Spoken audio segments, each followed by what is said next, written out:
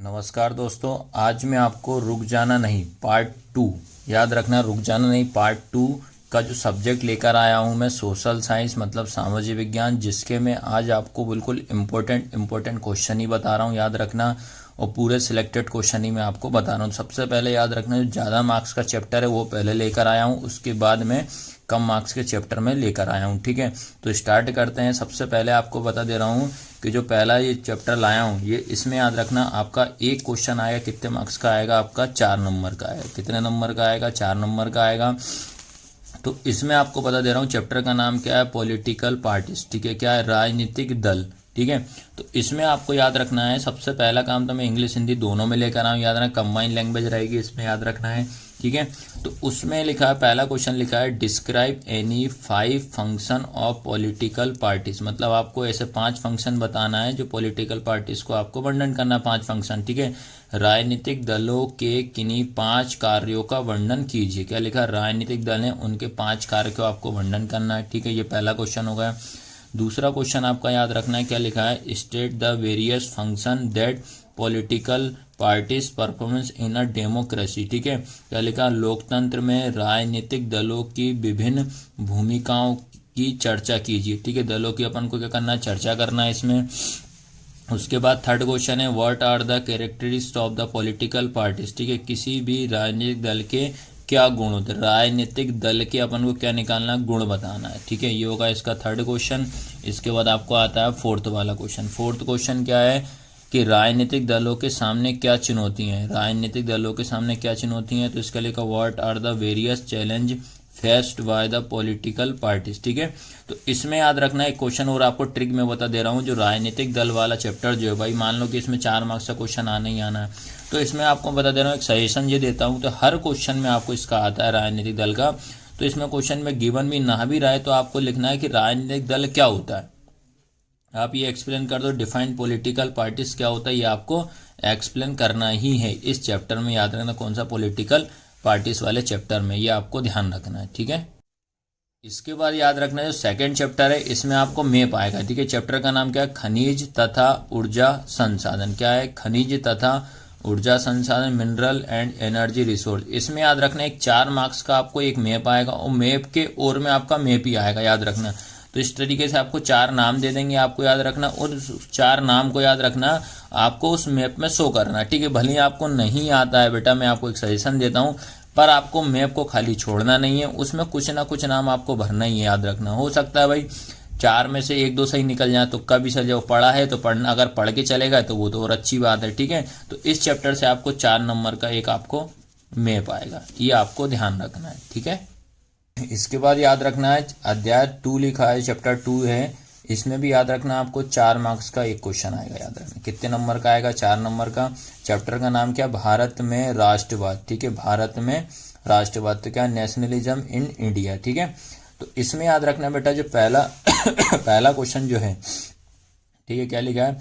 भारत में लोगों द्वारा रोलेट एक्ट का किस प्रकार विरोध किया गया, उदाहरण सहित स्पष्ट कीजिए। ठीक है, तो इसमें इंग्लिश में क्या लिखा? With example illustrated how people in India protest against the Rowlatt act. आपको ये पता होना चाहिए कि रोलेट एक्ट क्या होता है। ठीक है, तो याद रखना एक नॉर्मल तरीके से पढ़ के जान, रोलेट एक्ट काला कानून होता है। इसमें क्या होता है कि बिना संदेश के किसी भी व्यक्ति को गिरफ्तार कर सकते हैं, ये रूल चलाया था ब्रिटिश गवर्नमेंट ने। ठीक है, तो इसका विरोध किया गया था, याद रखना। ठीक है, तो इस प्रकार से आपको क्वेश्चन सोशल साइंस में आपको याद रखना है, एक दूसरे से रिलेटेड क्वेश्चन लिखना आपको, तो ये चीज ध्यान रखना है। ठीक है, उसके बाद सेकंड क्वेश्चन क्या है आपका? सेकंड है कि उन परिस्थितियों की व्याख्या कीजिए जिनमें गांधी जी ने 1931 ईस्वी में सविनय अवज्ञा आंदोलन को वापस लेने का निर्णय लिया। अब आपको पता है सविनय अवज्ञा आंदोलन क्या होता है, आपका याद रखना है भैया। तो लेके under the condition Gandhi ji decided the call off the civil disobedience movement in 1931। तो इसका निर्णय लेने का क्यों करा, तो ये क्वेश्चन था इसमें सभी। तो आपको याद रखना पहले तो सविनय अवज्ञा आंदोलन होता क्या, ये पढ़ लो आप। तो जो आपको सविनय अवज्ञा आंदोलन पता है वो आप इस क्वेश्चन में एक्सप्लेन कर सकते, तो क्वेश्चन गलत हो ही नहीं सकता है। ठीक है, उसके बाद देखो थर्ड वाला है। थर्ड क्वेश्चन क्या है? अहिंसा के संबंध में गांधी जी के विचारों की संक्षेप में वर्णन करो। गांधी जी के जो विचार है उनका अपन को संक्षेप में वर्णन करना है। क्या लिखा? Word the ideas of the non violence. ठीक है, non violence of Gandhi ji. Question number 4 तो बता रहा हूँ, ठीक है। क्या है, गांधी जी की पुस्तक हिंद स्वराज पर अंग्रेजी सरकार में क्यों प्रतिबंध लगाया था? अंग्रेजी सरकार ने क्यों प्रतिबंध लगाया था? गांधी जी की एक पुस्तक थी हिंद स्वराज, ठीक है। क्या लिखा, what restrictions were dead by British government on Gandhi ji book Hind Swaraj, ठीक है, ये क्वेश्चन है। उसके बाद 5th वाला, असहयोग आंदोलन के कारणों की समीक्षा कीजिए, ठीक है। क्या लिखा, analyst the reason for the non corporation movement, ठीक है। आप तो याद रखना असहयोग आंदोलन क्या होता है वो आप अच्छे से पढ़ लेना, ठीक है। एक इसके बाद हिंद स्वराज क्या होता है वो अच्छे से पढ़ लेना। उसके बाद एक सविनय अवज्ञा क्या होता है वो अच्छे से पढ़ लेना, सविनय अवज्ञा आंदोलन। उसके बाद एक रोलेट एक्ट क्या होता है वो आपको इस चैप्टर में अच्छे से पढ़ लेना, ठीक है। इससे रिलेटेड क्वेश्चन आता है तो आप जरूर लिख देना बेटा, ये आपको ध्यान रखना। इसके बाद याद रखना है, अब जो भी यहाँ से जो भी क्वेश्चन आएंगे वो सारे 3-3 नंबर वाले आएंगे, ठीक है। तो चैप्टर का नाम क्या है, मनी एंड क्रेडिट। क्या लिखा, मुद्रा और साख, ठीक है। तो क्या है, पहला क्वेश्चन है वस्तु विनिमय को परिभाषित कीजिए, ठीक है। क्या व्हाट इज वर्थर एक्सचेंज क्या होता है, ये आपको एक्सप्लेन करना पड़ेगा। वस्तु विनिमय मतलब वस्तु को चेंज करने में क्या क्या परेशानी है, क्या परिभाषा है वो आपको समझाना है इसमें, ठीक है। उसके बाद सेकंड क्वेश्चन है औपचारिक ऋण तथा अनौपचारिक ऋण क्या होता है, मतलब फॉर्मल लोन और इनफॉर्मल लोन क्या होता है वो आपको समझाना है। उसके बाद वस्तु विनिमय की कठिनाइयों की व्याख्या कीजिए, write the defects of barter system of exchange, मतलब जो अपन वस्तु है उसको चेंज करने में क्या क्या कठिनाइयां आ रही हैं वो अपन को एक्सप्लेन करना है, ठीक है। तो पहली चीज तो याद रखना कि वस्तु विनिमय होता है क्या, पहले वो आपको अच्छे समझना पड़ेगा। वर्थर एक्सचेंज क्या होता है तो उससे रिलेटेड आप क्वेश्चन लिख देना, ठीक है। उसके बाद अगला क्वेश्चन है मुद्रा के वर्गीकरण की व्याख्या कीजिए, ठीक है। क्लासीफाई मनी, मनी को क्लासिफिकेशन करना, मनी क्या होती है, इसके क्या टाइप होते हैं, सब आपको एक्सप्लेन करना है इसमें, ठीक है। उसके बाद है मुद्रा से क्या अभिप्राय है, मुद्रा के प्राचीन तथा आधुनिक रूपों में अंतर बता। मुद्रा के देखो पहले प्राचीन टाइम में मुद्रा को कैसे यूज करते थे, उसके बाद जो आधुनिक युग अभी जो चल रहा है उसमें मुद्रा का अपन उपयोग कैसे कर रहे हैं, या चेक के रूप में, कागज के रूप में, इस प्रकार से इसमें सोने चांदी के रूप में अपन उपयोग करते, तो वो आपको इसमें एक्सप्लेन करना है, ठीक है।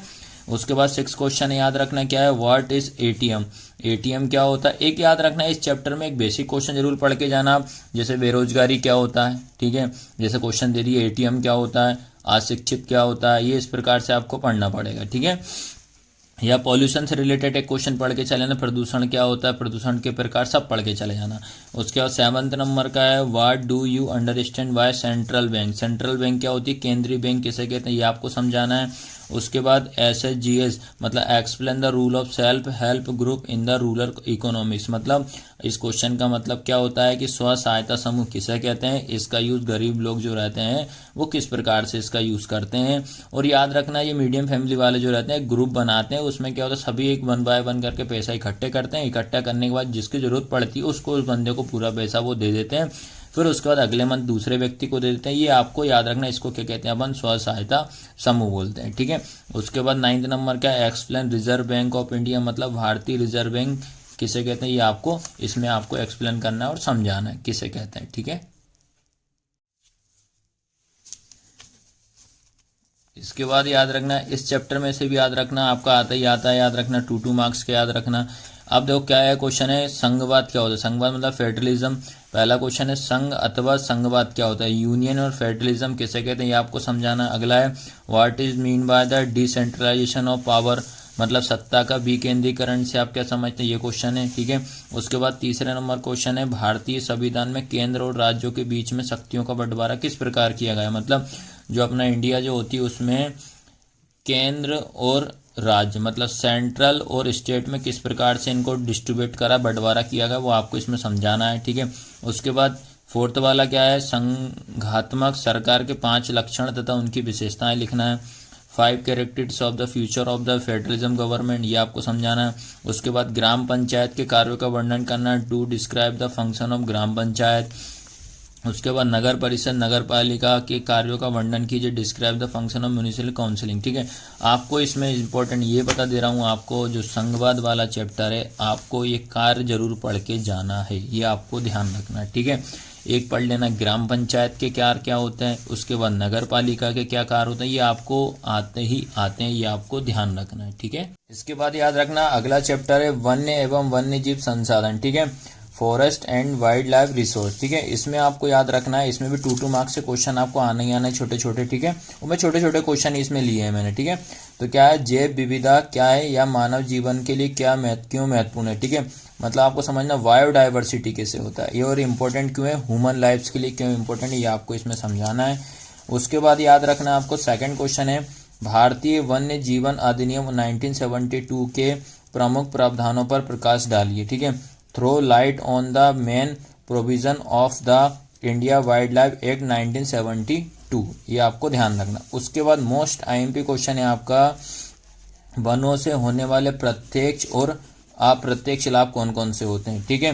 What are the direct and indirect benefit of the forest right, ठीक है। फॉरेस्ट राइट क्या होता है, डायरेक्ट और इनडायरेक्ट आपको पढ़ना आता ही आता है ये क्वेश्चन, ठीक है। उसके बाद राष्ट्रीय उद्यान और वन्य जीव अभ्यारण्य में अंतर बताइए, different between national park and wild life sanctuary क्या होता है ये आपको पढ़ना है, ठीक है। इसके बाद याद रखना बेटा ये लास्ट टॉपिक है, याद रखना इसमें भी 2 मार्क्स से क्वेश्चन आए, 2 नंबर के 2 क्वेश्चन आएंगे, तो मतलब टोटल 4 नंबर के हो जाएंगे। तो इसमें भी मैंने छोटे छोटे सिलेक्टेड क्वेश्चन ही लिए ताकि आपका एग्जाम आराम से निकल जाए। सोशल साइंस का रुक जाना नहीं पार्ट 2 का, ठीक है। तो इसमें पहला क्वेश्चन है आपका लिखा है पट्टी कृषि किसे कहते हैं, व्हाट इज द पट्टी एग्रीकल्चर, ये क्या होता है। उसके बाद मृदा अपरदन को नियंत्रित करने वाली किन्हीं 2 विधियों की व्याख्या कीजिए, ठीक है। आपको मृदा अपरदन से मतलब ये कंट्रोल, मतलब ये होता है कंट्रोलिंग सॉइल इरोजन किस प्रकार कर सकते हैं, उसकी 2 मेथड आपको बतानी है, ठीक है। एक मृदा से रिलेटिव एक क्वेश्चन आप पढ़ के जाना इस चैप्टर से, याद रखना वो आएगा ही आएगा।